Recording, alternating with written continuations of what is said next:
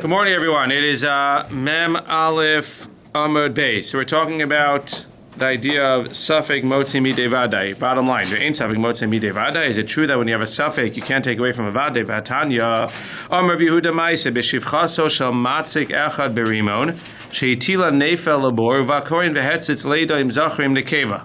Very interesting case. There was a shivchaso of a meitzik, which is a gavra alma v'Yisrael. There was not the nicest Jew in the world, and he was a strong person, and she threw a baby into the bore. And a Kohen came to do his job, and he came to see whether it was a zachar or a nekeva. What's the difference? If it's a zachar versus a nekeva, that's how long the mother is going to be tamei after childbirth. So what's the problem, though, when the Kohen goes and he leans over the pit to see whether it's a zachar and a nekeva, so he's going to become tamei from tumas ohel from looking at this baby.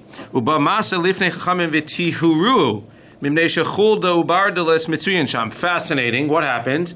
That at the end of the day, they came before the chachamim and they said, "Is this kohen tamei?" And they said, "He's not tamei." Why? Because we can assume that there are weasels and leopards in the bore. And when the nefel were thrown in the bore, the weasels or the leopard came right away and either ate up the baby right away or pulled the baby into one of the holes in the bore where it lives. And therefore, when the Kohen came and leaned over the bore, there was no dead baby left in the bore and he's not tamei. Well, you have a vada and a safek here. The vadai, there was a nefel that was thrown into the pit. Safek grew, safek lo grew. And there's a safek whether the animal ate it, or if the animal grew, took it and dragged it into its hole for its family. And yeah, what are you telling me? That the safek beats the vadai. There's vadai tumah in there. There's safek that the tumah was removed. And yet, what do Chazal paskin? That the kohen is not tamei, because the safek trumps the vadai. Says the Gemara, no. Lo tema hitila nefel labor, ela ema hitila kimin nefel labor. No, you're right. If we knew for sure that they threw a nefel, a baby into the bore, then for sure the kohen would be tamei. Why is the kohen not tamei here? Because we're not sure whether they threw a nefel or something that looked like a nefel. What would look like a nefel? So as the Gemara says, like an amniotic sac, where after the baby is born, you see that it's actually pretty cool. When my wife was on the baby, so you see that like there's a thing and it's filled with blood. It could be filled, originally it's filled with a baby and then it's filled with blood. I don't know exactly the Metzius, the doctor would know better than I would, but it's filled with fluid, so it could look like a baby, or it could look like something that's just filled with water. You're not sure. So when this lady threw it into the pit, so it's not that it's vadai tumah in there, it's safek tumah in there. So there's safek tumah in there. Safek if what? The tumah was removed. There are two safeks. We're going to say that the kohen does not become tamei. Problem is, but it clearly says that the kohen went over there. Why did he go over there? To check if it was a zachar and a nekeva. So we assume that it was definitely a baby, and he went to check if it was a man or a woman. That's not what you're saying now. Says Gemara, no, hachikamar leida im ruach hipila im nefel hitila. V'imtim selomar nefel hitila leida im zachar nekeva. No, it's just using short language, but it really means that what? It means that at the end of the day, the kohen went there first of all to see if it was even a baby, and if it was a baby, then he wanted to see if it was zachar and nekeva. But again, since there was a safek whether it was a baby or not, in the first place, that's why we'll say that the kohen was not tamei. Now again, if the kohen goes there and he sees the baby in the bore, he's tamei. The point is that he obviously didn't see the baby in the bore, and the question was, do we assume that it's in there and he didn't see it, or do we assume that it was taken away? So in that case where he didn't actually see it, that's where we're going to paskin and say he's tahor. But obviously, again, if he sees it, so then for sure he's tumas ohel. The whole question, is he supposed to be doing this? Should he not be doing this? Is this l'chadchila? Is this after the fact? Or is this his job? Is he supposed to be checking zachar and nekeva? And at the end of the day, it's okay that he became tamei. Zog the Gemara. So that's assuming that what? That's assuming that there was a safek in whether the baby was actually there or not. Or you could say no, vadai there was a baby there. We saw it was a baby. So why is the kohen tamei tahor? Kevan shechuldu bardlis mitzuyin shan vadai gararuhu. Now we're going the other way. No, it's a vadai that there was a baby, but it's also vadai that the baby was taken away. Originally we thought it was safek the baby was taken away, and we said it must be that there's a safek that there was a baby. Now we're going to say there was vadai, a baby, but now we're going to say that the fact that it was taken away by an animal is vadai as well. And therefore you have two vadais. Why is the kohen checking if it's a male or female if he's not going to see it? again, he thought that if he saw it, he thought that if he ran there right away, he'll see it. And the Gemara is telling you, vadai, as soon as it's thrown in there, it's going to be eaten. He didn't know. He thought that maybe he could catch it. He didn't realize that vadai, as soon as you throw it in there, it's gone in 1 second. Eisvei. Okay, new question. You have to remember yesterday, just to review, yesterday we had a machlokes between Rabbi Yochanan and Reish Lakish. Rabbi Yochanan said if you have the broken pieces of an avodas kochavim, if it broke by itself, Rabbi Yochanan says that it's still aser, and Reish Lakish says it's mutter. Rabbi Yochanan says it's aser because once it's broken, once it's broken, it's still broken and it's still going to be aser. Reish Lakish says once it's broken, the avodas kochavim himself basically says, oh, if this is broken, so then it clearly has no power, and I'm going to be mevatel it. So the avodas kochavim needs to be mevatel it. The question is he mevatel it or not when it breaks by itself? When it breaks by the avodas kochavim, when he actually breaks his idol, everybody agrees that it's mutter. Now it's no longer avodas kochavim. But when it breaks by itself, Rabbi Yochanan says when it breaks by itself, so he doesn't necessarily have this intention, or if he has this intention, he needs to actually actively go ahead and still be mevatel it. And Reish Lakish says no. By definition, when it breaks by itself, the avodas kochavim is mevatel the item. I don't know about that. Okay.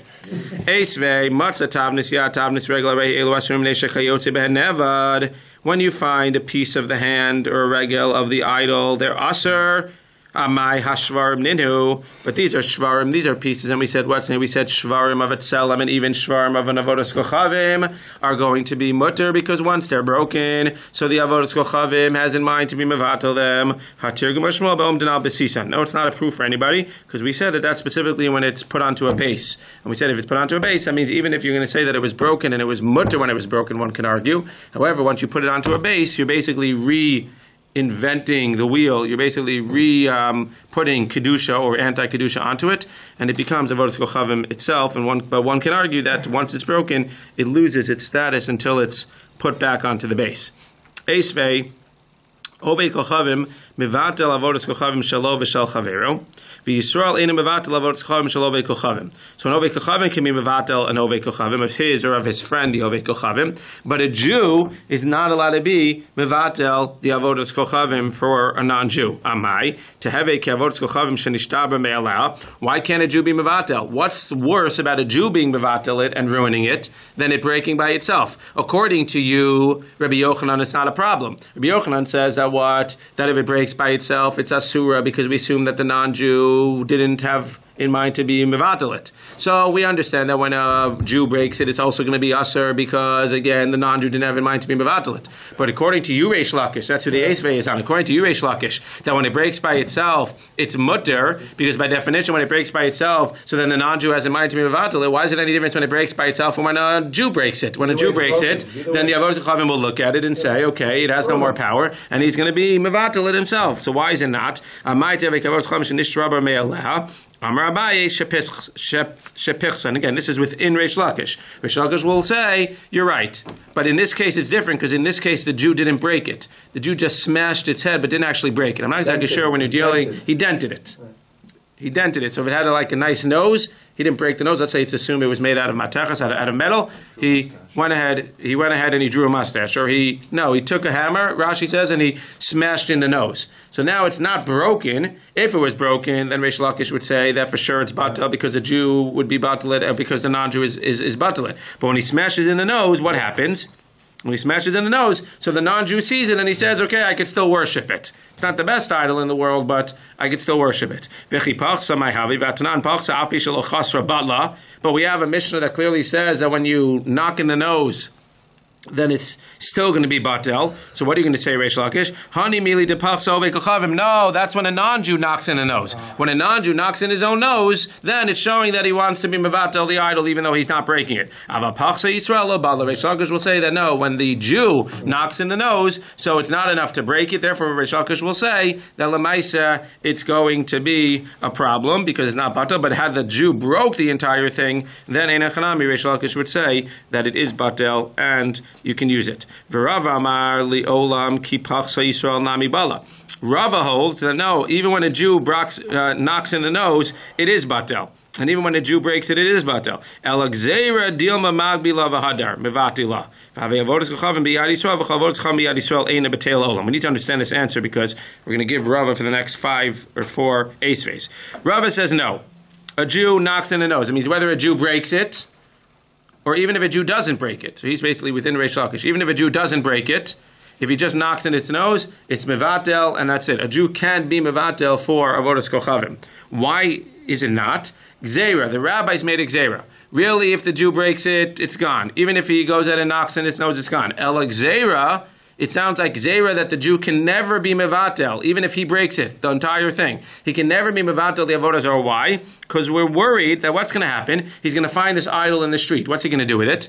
He's going to break it. He's not going to walk into a non-Jew's house and just break it because he can't. But he finds this idol in the street and now he wants to break it. What is he going to do with it? If he would just break it on the spot, einachanami, mitzad adin, what would happen? He breaks it on the spot. It's batel, umevutal. Whether he breaks it, whether he knocks in its nose, it's batel, umevutal. Comes along Rav and says, a chazal made a gzeira. Chazal made a gzeira that even though mitzad hadin, it should be batel, umevutal. When the Jew breaks in the nose / cracks and totally breaks the avodah zarah, it's not batel. Why? Because there's a gzeira that he might pick it up before he's mevatel it. He might see it in the street and pick it up and look at it and say, oh, this is interesting, this is avodah zarah, and then he's going to break it. What's the problem with him picking it up? Once he picks it up and it's in the street, what is it? It's hefker. Once he picks it up in the street, what does it become? It becomes the Jews. Fine, it becomes the Jews. What does he need to do with it once it's his? Says Rashi, he needs to put it into Geniza. He needs to put it into the Geniza. He needs to bury it. He needs to get rid of it. Why we don't destroy it is a separate question, but he needs to get rid of it. Now what's going to happen? He's going to go ahead and he's going to take this avodas kochavim, he's going to break it thinking that he's being mevatel it, and he's not really being mevatel it because according to halacha, if it belongs to the Jew, and he breaks it, he's not mevatel it. So since there's a gzeira that he might come to pick it up and break it, even though mitzad adin, when he breaks it, when he smashes in its nose, einachanami, it's gone and it's mevatel. Mitzad, the gzeira that he may pick it up, we're worried that he's going to pick it up, and in that case he wouldn't be mevatel it. We're going to say across the board, a Jew, when he's mevatel avodah zarah, is never batel umevatel. That's what Rava says. Again, and for sure when he breaks it, he's going to pick it up, and only then is he going to do bittul, and then it will be like as if he acquires avodas kochavim in his hand, which I would have thought is a problem, but that itself is not the problem. It's not batel la'olam, and te'una geniza, as Rashi says. So that's why, l'maisa, we're going to say that even though mitzad adin, if a Jew is mevatel it or knocks in its nose, it should be mevutal or batel. If he does it, it's not going to be batel or mevutal because at the end of the day, it's different. And Reish Lakish would say, according to this, that if it breaks by itself, then it's batel or mevutal. But we have a special gzeira that when a Jew breaks it, it's not batel or mevutal. Eisvei akum shehevi avanim min hamarkulis v'chifa behen drachim v'tartios mutaros. And akum brings another from the markolis. What's the markolis? Markolis is that they worship a whole pile of rocks. So he takes some rocks and he puts it and he paves the road with it. What's he clearly doing when he paves the road with it? He's clearly taking it and being mevatel it. Therefore, it's going to be mutter to get hana. If the Jew takes markolios from the road and he puts it and paves the road, he takes markolios from the avodas chavim, it's aser. But amai to have a kavod chavim shenishra me'aleha. We ask the same question every time. Lamai said, why is it aser? Hachanami kiderava. You're right. Mitzad adin, it should be mutter because he could be mevatel mitzad adin. But we're saying there's a special gzeira of Rava. So if an ovei kochavim takes his wood idol and he cuts a few chips off from the idol. Litzarcho, maybe he's taking the chips off for himself for what? He wants to smoke the chips, or he wants to use them for a fire to cook or for a fireplace. He v'shipuya mutarin. Then the idol is mutter, and the pieces are mutter, because what he's clearly, when he takes off chips from the idol for his own use, what's he clearly doing? He's clearly being mevatel the idol. He says, I don't need this idol. If I could take chips off of the idol, we would never cut off a piece of the Sefer Torah and use it for something. So if they're taking chips of the idol, it's as if he's being mevatel it. Litzarcha, if he's taking chips off the idol because he looks at it and says, oh, this is not as nice as it should be, I want to make it nice and smooth and nice and even, then obviously he's still machshiv the avodah zarah. He still feels like it's avodah zarah. He asura, but yet shipuyahu mutar. And this is the chiddush. even when he's doing it for the idol itself, shipuya mutarin. The pieces are still going to be mutter. Why Rashi says because those pieces itself, he's being mevatel. That means in the first case where he's doing it for himself, he's clearly being mevatel the idol and the pieces. In this case where he takes off chips to use to smoke or to use for fire, so in that case he wants to keep the idol because he's doing it for the idol to make it look nice. He clearly wants to be machshav the idol and say the idol is still chashav, but yet the little pieces he takes off are going to be mutter because we assume that what? We assume that he's mevatel it when he wants to use it for himself. The Yisrael sheshifa avodas kochavim. 1 second. When the Yisrael goes ahead and chips off pieces, bein litzarcha, he v'shipuya asurin. When the Yisrael does it, across the board, everything's going to be asur. Why? Clearly because what do we see? That a Yisrael can't be mevatel. Amai tehavik avos chavim shenishra me'elah, hachanami kiderava. No, a Yisrael mitzad din can be mevatel. We have a special gzeira here, miderava. Yeah. I was going to say that also when he's shaving it off, he's saying that stuff's bad. It didn't, like, it was bad. It was bad. It wasn't. It didn't look nice. Right. Like the good idol stuff is still asur, but the bad idol stuff is now mutter because it's no longer idol stuff. Correct. Right. But the point is that we see that only the avodas kochavim can be mevatel it, and when he's doing it litzorcho for his own tzorach, he's clearly being mevatel it. When he's doing it to make the idol look nice, he clearly is still machshav the idol, and it's going to be still an idol. If you find, this is interesting because we just said that you have to be gones the avodas kochavim, but now it sounds like if you find metal, you're not gones it. Because I guess if you're gones wood, gones means you put it into geniza, like shemus, you bury it. So if you find wood, you'll bury it and it'll basically deteriorate by itself. Metal won't deteriorate, we're afraid somebody else is going to find it. So what do you do when you have the metal? Metal will deteriorate? Very slowly. Okay, very, very slowly. So it says over here, what do you do if you find a metal idol? You go ahead and you grind it up and you throw it into the wind, gone with the wind, or you throw it into the sea. Amru lo, afinasa zevel. How can you do that? We know that what's going to happen when you throw it into the wind, it becomes fertilizer. It could become fertilizer, and now Jews are going to get hana from avodas kochavim. Why is it not like avodas kochavim than shenishra me'aleh, where it should be mutter? If you're saying it's asur, clearly this is like Rabbi Yochanan. Rabbi Shlakish will say to you, hachanami kiderava. No, mitzad adin, you should be able to use it, because again, if it's pieces of avodah zarah that were nishtabra, it's mutter. However, midirava, because of the gezerah of Rava, we're going to say it's asur. Eisvei, Rabbi Yossi ben Yisyan omer, matzat suras darkon v'roshocha. So what's a darkon? Yesterday we had dargon. Today we have darkon, that's a dragon. You find a dragon and its head is cut off. Safek ove kochavim chadcho, safek Yisrael chadcho. We don't know if a Jew cut it off or a non-Jew cut it off. If a non-Jew cut off the head, then the avodah zarah is gone. If a Jew cut off the head, we said it's not batel. Mutter, you're allowed to use it because we can assume that what? We can assume that a non-Jew cut off the head. Why? Says Rashi, it's a sveka. First of all, we don't know if this specific dragon was ever worshipped. And even if it was worshipped, maybe a non-Jew cut off its head after it was worshipped and it'll be mutter. Vada Yisrael chad chawaser. But if you know that a Yisrael cut it off after it was worshipped, then clearly it's going to be aser, because we said a Yisrael can't be mevatel it. Says the Gemara, what's worse about a Jew breaking it than it breaking by itself, or Yuresh Lakish said it's going to be mutter? Again, hachanami kidirava, the same thing, kidirava. Eisver Rabbi Yossi Omer aflo yirakos v'motzag Hashem neshe hanevia no sheres alei. And these are very interesting Gemaras. So Rabbi Yossi says that he's arguing on the Tanakh. Rashi over there on the first wide line says there's a Mishnah that says Zorin tatel shal shera yirakos mea geshamim shatsel kashlam v'chein sel ilan kashlan ve'inena mimena. That in the winter you can plant under an Asherah tree. An Asherah tree is a tree that's used for avodah zarah. In the winter you could plant under the tree because you're not allowed to get hana from the tree. But in the winter when you plant under the tree, you don't want the shade of the tree. So you're not getting any hana from the Asherah tree. In the summer, you can't plant underneath the Asherah tree because you're getting hana from the shade of the tree. Says Rabbi Yossi that even during the winter you can't plant underneath the Asherah tree. Why not? You're not getting shade from the tree because you're getting fertilizer from the leaves that fall off of the tree. Because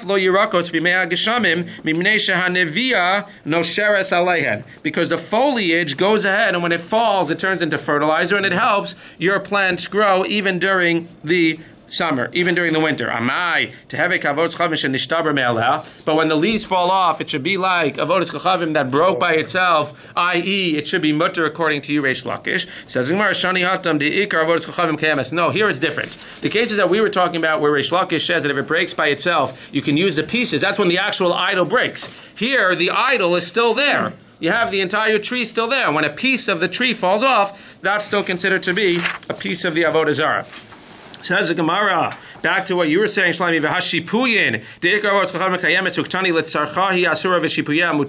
but you just said that when you shave off the pieces of the idol, when the idol is still standing, you shave off pieces, those pieces are going to be mutter, because we assume that those pieces you're mevatel in your mind. Why don't we assume that these pieces, these leaves that fall off the tree are mevatel in your mind? No, an avodas chachavim doesn't have in mind to be mevatel something that he knows is the way for it to fall off. When he actively goes ahead and cuts off the chips, then he's being mevatel at biyadayim. But when he knows that it just falls off at its own, he doesn't have in mind that every single piece of leaf that falls off should be mevatel. Therefore, the leaf by definition is part of the tree, which is avodah zarah. And therefore, when you plant underneath the tree, you're getting hana from avodah zarah. It's amazing how far the rabbis went to make sure that you get no hana from avodah zarah. Eisvei, another kasha. Reish Lakish, Rabbi Yochanan. Finally, Reish Lakish, like that poor guy that keeps getting attacked and attacked and attacked. Now Reish Lakish has a question on Rabbi Yochanan. Again, Rabbi Yochanan said that if it comes and it breaks by itself, it's aser, and Rabbi Yochanan, Reish Lakish said it's mutter. Kan shebiro sha'ilan. A lot of interesting cases today. If you have a nest on the top of a tree shel hekdesh, you have a hekdesh tree, which you can't get any hana from, and there's a nest on the top. Lo nanin velo mo'ilin. So that's interesting. You can't get hana from it, because it's hekdesh. But if you do get hana from hekdesh, what's usually the din? It's me'ilah. It's an issur d'oraisa of me'ilah. In this case, if you get hana from the nest, you're not allowed to get hana. But if you do, it's not an issur d'oraisa. So this is a quasi, where it's hekdesh, but we're not treating it as hekdesh all the way, because if it was hekdesh all the way, then it would be considered me'ilah when you get hana from the tree. So let's see why this is. Berosha shel asherah, if it's at the top of an asherah tree, then what would you think? I would think for sure you can't get a hana. Says the Gemara, no, yatiz bekaneh. You could take a stick, you can knock down the nest, and then you can use the nest. Very, very interesting. What's the difference? They're both asur b'hana. So why is one different than the other? Rashi points out that the reason you need to take the stick by an asherah and you can't just climb up and take down the nest is because if you climb up and take down the nest, what are you doing? You're using the asherah to get hana from. So you can't actually climb up. So the nest itself in the asherah tree is mutter. The nest itself in the hekdesh tree is asur. Midirabanan, which we'll see. The nest itself in the asherah tree is mutter. Just in Mitzias, you can't climb up and get it because then you're using the asherah tree for your own hana. Says the Gemara,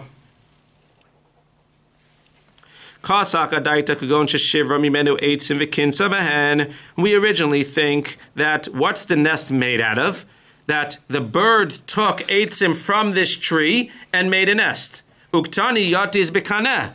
And it says that you can be yatiz bekaneh. So it comes out that what do we think? Originally we think that at the end of the day, they took things off the tree. So they took hekdesh off the tree, and they took branches of hekdesh and they took branches of asherah on the other tree. It's two different trees. And they made a nest, and yet it says that you can go ahead and you could be yatiz bekaneh. You can use it. So what do you see? You see that something that was used for avodah zarah that's separated, i.e. these branches that were separated from the asherah avodah zarah tree, you see that if you're allowed to knock down the nest, clearly what? Clearly you're allowed to use pieces of an avodah zarah that have been separated, that have been nishpara. Says the Gemara, what is Reish Lakish? What is Rabbi Yochanan going to say back to Reish Lakish? Hacha b'mayaskina, no. Kagon de icy eitzim me alma v'kinsaben. No, what happened here? It's not that they were made from the thing. It's that the birds brought the eitzim from another tree. Very interesting. The question becomes, 1 second. I didn't know that. No, 1 second. Why in the case, why in the case if it was from the eitz itself, so why is it not me'ilah? It's not me'ilah, I guess, because it was separated from... It was the hekdesh, it wasn't part of the tree. It's a separate issue. I'm saying it was taken off of the hekdesh tree. Let's say in the... in this answer. The nest is in the hekdesh tree. But the tree. Right, but again. The wood for came the from other nest. trees. No, but at this point, we're assuming originally that what? That they broke off eitzim from that very tree and they made a nest from that tree. So by the Asherah, we're saying we're bringing it for the Asherah tree. Uktani yatiz bekana. I understand. That's the question. The question is that we see that by the Asherah tree, when you break off pieces, it no longer has the status of avodas kochavim. That's where Reish Lakish says, and that's his question on Rabbi Yochanan. I'm just asking within that sod, so why exactly is it, if in fact it was taken off the hekdesh tree and made into a nest, so why is it not considered to be me'ila within that sod? That's what we're going to dike it. That's what's coming up next. Right.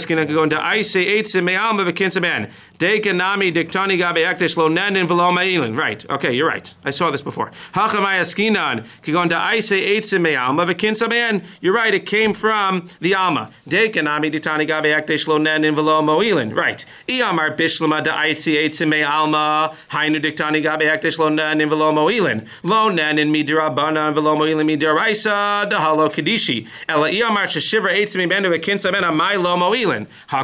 Right. So it can't be, first the Gemara says, the proof that it was clearly taken not from this tree, but from another tree, is because if it was taken from this tree, then in the case of hekdesh, where they took branches of hekdesh and made a nest, clearly it would be me'ila if you use it. The fact that it's not me'ila clearly shows that it was taken from another tree. Then the question becomes, again, if it was taken from another tree, so then what? So then we have no proof about avodah zarah, because again, now you just have a separate nest on top of an Asherah tree. It's no proof or question on Rabbi Yochanan. But now again, we just have to explain, and Rashi explains, so why exactly, if it's taken from another tree, why exactly is it asur bahana in the case of hekdesh? If in fact the nest was made on another tree, now I understand why it's lo mo'ilin, why there's no me'ila. But why is it ein nanin? Why can't you get hana from it? Rashi, look up a few lines. Lo nehnin midrabanan, dilma asu liisnohe me'atse ha'ilan, tehekdesh gufei. Really, the nest that's taken from another tree, really the nest itself is mutter, because it's taken from a non-hekdesh tree. And you're not allowed to get hana from the actual branch of the hekdesh, but if it's holding the nest, that's fine. Why can't we use this nest as on top of the hekdesh tree? Because we're afraid that if you use the nest on top of the hekdesh tree, what are you going to do? You're going to pull branches off of the hekdesh tree itself. So I understand, so now plug it in. And yet you're telling me that when you have a nest on top of an Asherah tree, you're allowed to knock that nest down. You can't climb up because you can't get enough from the actual tree, but you can knock it down and use it. Why are we not worried that you're going to go ahead and take branches off of the Asherah tree? Says Rashi, Uvasherah lo gazer mishum debedile mina. People stay away from Asherah trees. Hekdesh tree, you're going to be tempted to pull a branch off if we let you go and get the nest. But by an Asherah tree, even if we let you go get the nest, you're not going to be tempted to pull any branches off the Asherah tree because people are extra careful when it comes to Asherah trees that are used for avodah zarah. So really, ein hanami. It's a nest that's taken from branches from another tree. And therefore, mitzad adin, it's mutter, whether it's on top of a hekdesh tree or whether it's on top of an Asherah tree. When it's on top of the Asherah tree, you can't climb up, you just knock it down and you take it. When it's on top of the hekdesh tree, you should be able to even climb up the hekdesh tree maybe and get it, because there's no isser of hana necessarily to use the hekdesh tree. But we're not even going to let you knock it down because we're afraid, gezerah, you might rip some branches off the hekdesh tree. We're not worried by an Asherah tree, you're going to rip some branches off because you stay away from Asherah trees. Therefore, in Mitzias, you can use the nest, you just have to figure out how to get it down without getting hana from the tree, i.e. you smack it with a stick. Says the Gemara, Midi Eirei, Hacha begidulin habayin la'achar mikan askinan, v'kasavar ein me'ila begidulin. The Gemara gives another answer. The Gemara says another possibility is that you're dealing with a nest that actually came from the tree, but the reason that you can use it by the hekdesh is because what? Again, this would be Reish Lakish furthering his proof. He would say, no, it came from the tree. What was the diuk that you made by hekdesh? You said by hekdesh, well, what's the problem? By hekdesh, if it came from the tree itself, so then why would there not be me'ila? You just told me it can't be that it came from the tree because then there would be me'ila. Therefore, it must have come from outside. Says Reish Lakish, no. Let's learn that it came from the tree. Therefore, I have my proof by Asherah, because we see that even when it comes from the tree, you can use it because it's batel and mevutal once it's nishbara. What are you going to do, Reish Lakish, with the case of the hekdesh? Why, by the case of hekdesh, if it came from the tree, is a non-be'ila? Because we're assuming that the branches that the birds used in order to build the nest were branches that grew after you made the tree hekdesh. That means you made this tree hekdesh, then certain branches grew. I'm not exactly sure how they knew. They must have had somebody standing there watching the tree and saying, okay, these branches were there before it became hekdesh. You make it hekdesh, then more branches grow. The halacha is that branches that grow on the hekdesh tree after it's been designated as hekdesh, you can't get hana from them, but at the same time, it's not going to be me'ilah if you go ahead and you use it. Or maybe you can even get hana from them. So really, mitzad adin, you can get hana from branches that grew after it was made into hekdesh. There's no me'ilah. Rabbanan came in zedek zera. You can't do it because you may pull off branches that grew before it was made hekdesh as well. But that, according to that opinion, Reish Lakish will still have his proof. Rabbi Rabbi Yochanan my yatiz. Rabbi Yochanan gives another answer. He says, what does it mean that you're hitting it down? He's saying you can say that Rabbi Yochanan will defend himself because again, Rabbi Yochanan has a good Reish Lakish has a good proof. It seems like if you say that the birds made it from the Asherah tree itself and you're allowed to hit down the nest and use it, clearly you see that what? You see that once it's separated from the Avodah Zarah, once the Avodah Zarah is broken, clearly it's batel b'votal. Rabbi Yochanan will say back to you, no, ma yatiz be'afrochin. No, when it says that you can use the nest, it doesn't mean you can actually use the nest. The nest is aser, because it's separated from Avodah Zarah, and even when it becomes broken from Avodah Zarah, it's still aser. What does it mean you can knock down the nest? You can't use the nest, you can't use the branches. The branches are part of the Asherah tree. You can use the chicks that are inside of the nest, because that wasn't part of the Asherah tree. Amli Rabbi Yaakov Rabbi Yirmiyah bar Tachlifa, Asbar alacha be'afrochin kan ve'kan mutarin, be'beitzin kan ve'kan asurim. The only question becomes then, I don't understand. Forget about the question that we had on Rabbi Yochanan. Now he's already explained himself. You're right, the halacha is that if you have branches that were taken off of the tree and made into a nest, you can use them because I hold that even when it's broken, it's aser. So now I'm telling you that what it means, you can hit it off, you can use the chicks. Why are you allowed to use the chicks? The chicks are getting hana from an Asherah tree. You can't get hana from an Asherah tree. Says the Gemara, you're right. That's why it's dafka the chicks and not the beitzim. If you knock down the branch, if you knock down the nest and there are there are eggs in there, you can't use them. Because even though that wasn't separated from an Asherah tree, it's as if you're getting hana from the Asherah tree because they're sitting in the nest that's on the Asherah tree.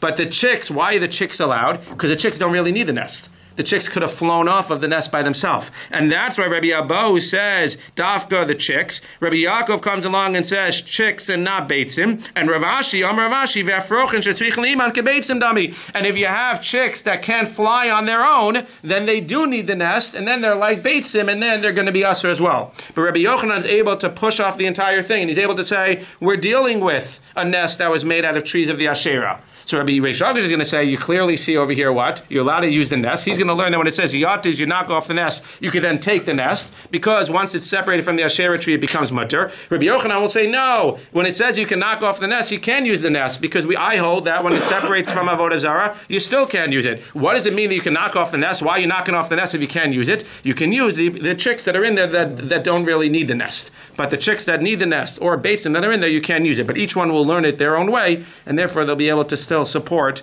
what they said. Zot the Mishnah.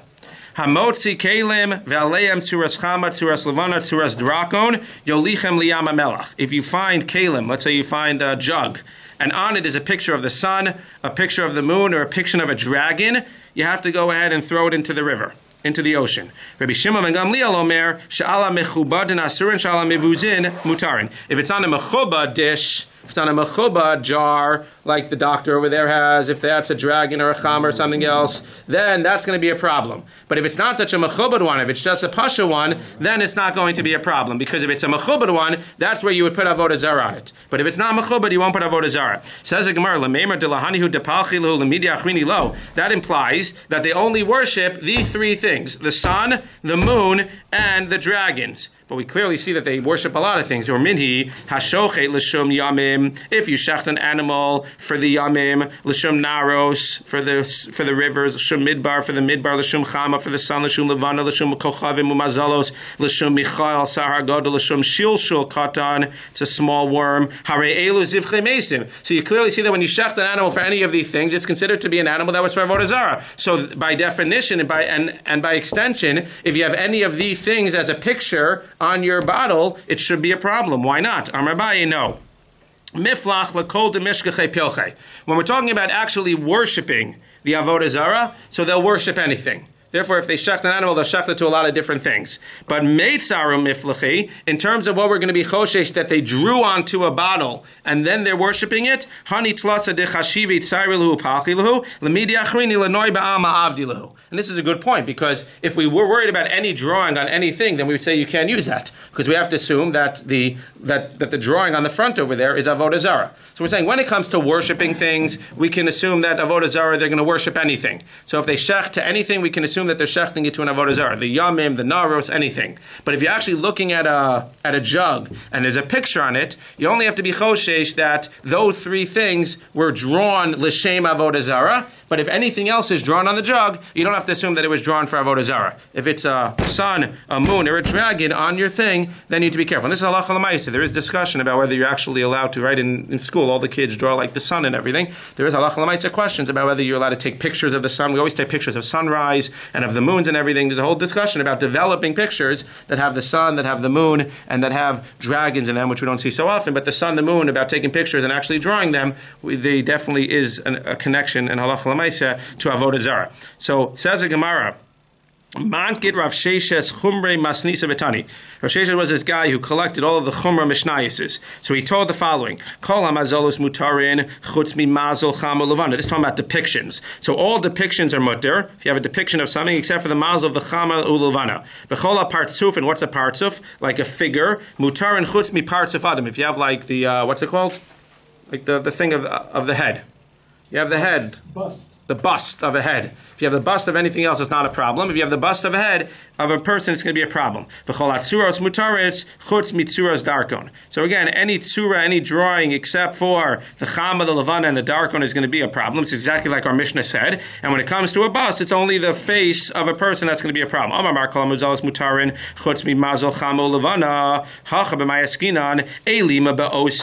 If you say that it's oseh, that you can't draw, the only things you can't draw are the chama and the levana. Iba ose kol amazolos mishari ve'aksiv lo tasun iti lo tasun kidmush shimshai hameshamshin lefanei b'maram. We learn that lo tasun iti Elohei chesed Elohei zav. Lo tasun iti learns that you're not allowed to draw anything that has to do with things that serve God. Anything up in the solar system you can't draw. So why are you telling me dafka, the sun and the moon? It's really anything. So it must be that it's not talking about what you're not allowed to make. As a Jew, you're not allowed to draw any of this stuff. Not just the sun, not just the moon, anything. The star, the sky, the Venus, Jupiter, okay, that's all the planets. Ela pshita b'motze. Rather, what are we talking about? When you find another drawing, you found a drawing of the sun or the moon, then it's going to be a problem. But if you find a drawing of something else, you don't have to assume that it was done for avodah zarah. Uchididnan.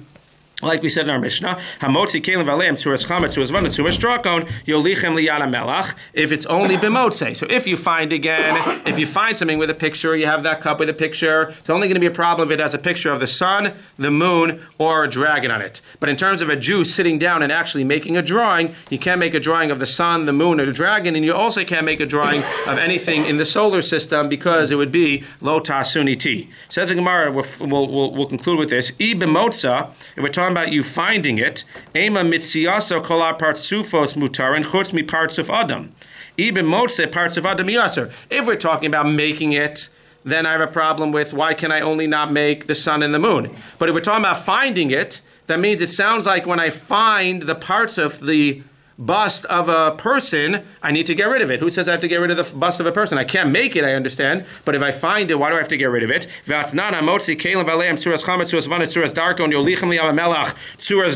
In parts of Adam Lo. Sounds like if you find the bust of a man, you don't have to get rid of it. No, you're right. It must be that you made it. If you made it, then we go back to the problem. When you make it, it's going to be only a problem of making what? Making an Adam.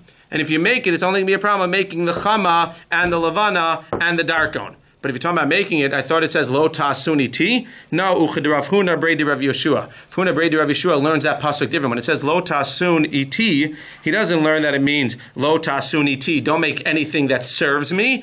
He says lo tasun oti. The only issue is that you can't draw a picture of God.